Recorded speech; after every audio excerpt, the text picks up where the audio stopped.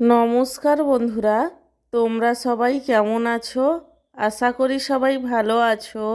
আমার চ্যানেলে তোমাদের সবাইকে স্বাগত জানাই।